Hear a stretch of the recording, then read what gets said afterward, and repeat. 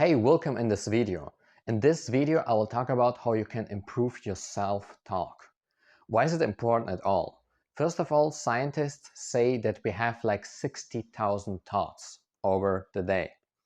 Okay, that means that, we have pretty much thoughts, and these thoughts, they influence us a lot. Every thought is like an impulse. It's like energy that is either for your vision or against your vision. Your thoughts influence how you will act, what kind of results you can get. Okay, so it's important to become aware of them, and this is the first step. So you have to increase your awareness. By increasing your self-awareness, your mindfulness, you'll be able to observe more of your thoughts and also of your emotions. So get just more aware of your thoughts and your emotions. They usually influence each other, you know? It's like a cycle.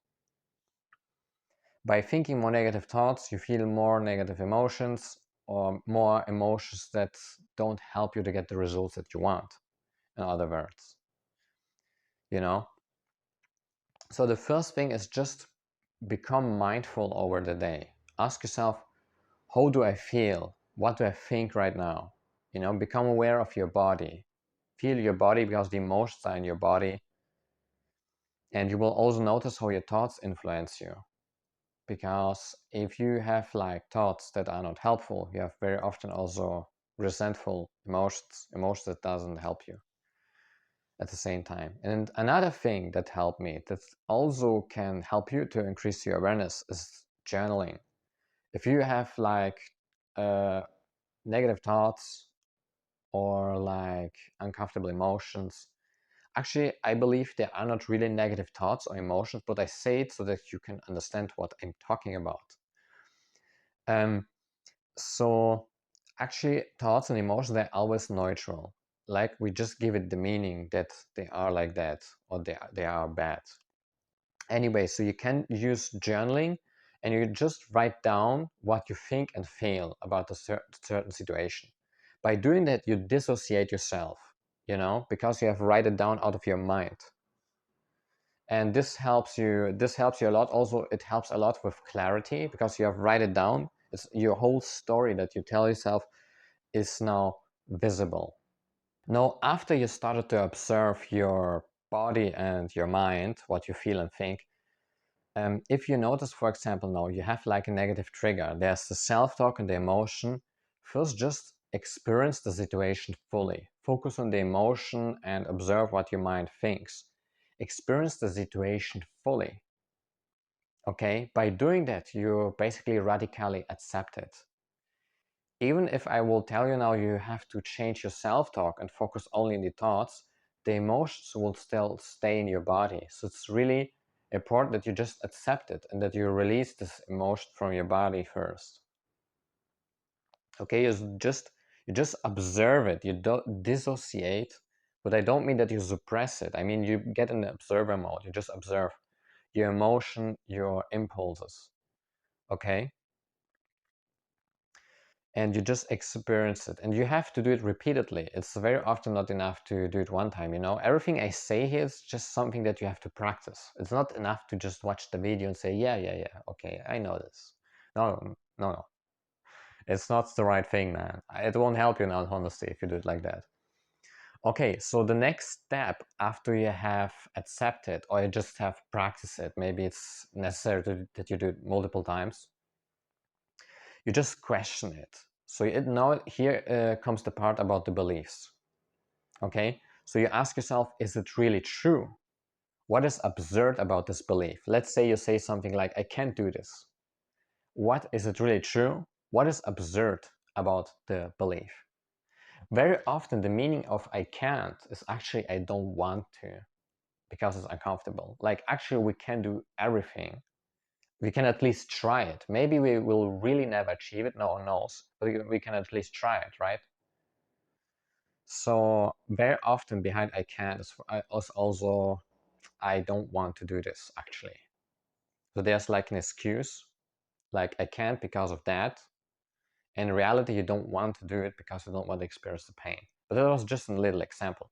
What I actually mean is, no matter if it's a sentence of I can't or a complete other sentence, like I won't be successful, then you just question it. Is it really true? What is absurd about it?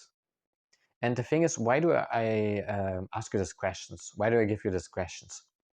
It's because the goal is to find something irrational. You have to find an error in the system of your mind. I give you an example. For example, the mind generalizes everything. When when a person tells himself that he's not successful, it's not really true that he's never successful. The mind just generalizes it. Probably you were somewhere successful, somewhere when you were a child. Maybe your grades were good. Everyone has at least a couple of successes, so it's not true. It's a generalization. Now you have to find something irrational in this generalization. You know, what is absurd about that? If you find, for example, an experience, wait, actually, a couple years ago, I won this award, or I had good grades. Yeah, I feel myself pretty successful. Um, or I was good at my job. Whatever it is, doesn't matter. It just has to make sense to you personally. Okay. So by doing that, you find something irrational. You find an error in the system of your mind. And by doing that, your belief, this negative belief, gets weaker. So it gets weaker and weaker and weaker. So this is an important point. Another question that you can ask yourself, I ask myself this question very often, is what is the consequence if I believe this? So if you believe this thought, this negative thought, you know? For example, I was very often pissed off about something in the past. I don't remember the sentences because there were a lot of different them. But sometimes I was just judging myself like, this won't happen, it won't work, the day was just bad. And then, so there were like a lot of different thoughts. And then I just asked myself, like, what is the consequence if I believe this? And then I thought to myself, okay, I will just be pissed off. Even till this day, I mean, of course, I still have sometimes negative self doubts or negative self talk. So I just use the methods to improve it, to get that it gets better and better. And yeah, I used this belief, and then I just realized, okay, I will just be pissed off, and my life will be miserable, because the more I feed this negative emotions, the worse I act and feel, and the worse my life will be, because I will have also worse results. Your emotions and thoughts, they create your behavior, and your behavior create your results. This is the formula. The emotion thoughts, they influence each other. They have influence over your behavior, and your behavior creates your results. You know, this is the formula, just so that you know. Okay, let's get again into step 4. So you just question these beliefs, find something irrational, and by that the belief gets weaker. And step 5, you can now ask yourself, after you have weakened the belief, is now what is a positive meaning that you can give to the situation, you know? For example, okay, because I had these struggles, it made me a stronger person, and now I have more resilience that I can use for my vision. Okay, it will get easier to use step 5 after you have experienced the emotion and questioned the beliefs, especially after you have experienced this emotion and have just fully accepted the situation. If you are really now hardcore pissed off and you just ask yourself what's the positive meaning, you'll just think, fuck you, there's no meaning. You know? So it's first about using step 3 and 4, especially step 3. And now there will be also, I can give you also a bonus how you can change your beliefs. So what you can also do is like make yourself an audio. I have, for example, myself on WhatsApp, so I can make myself audios. I don't know how the heck I have made it, but it works. You can also just download an app, or you can just write it down on a letter instead of making audio. So all you do is when you have, for example, a belief like, that you are not that successful. Okay, you just, after using step 3 and 4, like experience the situation and question it, you just okay, you just decide to think the opposite first. That's like the opposite is, okay, you are successful, and you always say yourself because, and after this word, after because, you have to fit in a reason that makes sense to you. Like, because back then I was very good in college, or I was very sporty, or I have recently won this, or I have achieved this, you know my boss gives me now more money, or my business has grown. So you find a personal rational reason that makes the most sense to you, that makes you feel successful. Then you can make this with every belief. So you just decide to think the opposite, and you need, like, in one sentence, you say to yourself, like, okay, because I have achieved that back then, I'm capable of being successful. Because your mind needs rational reasons. So you decide for a reason that makes personally a lot of sense to you, where you feel it, where you just feel it, oh yeah, fuck yeah, actually I was very successful. I just have forgot it. And by doing that, you recreate the situation. By thinking now you are successful, you recreate it, and there will be more success. It's basically every time with your thoughts, you decide what kind of version you feed. Your old version, if you think negatively about yourself, or if you think neutral, things will just be like they are now, what is actually not that bad, but also not that good.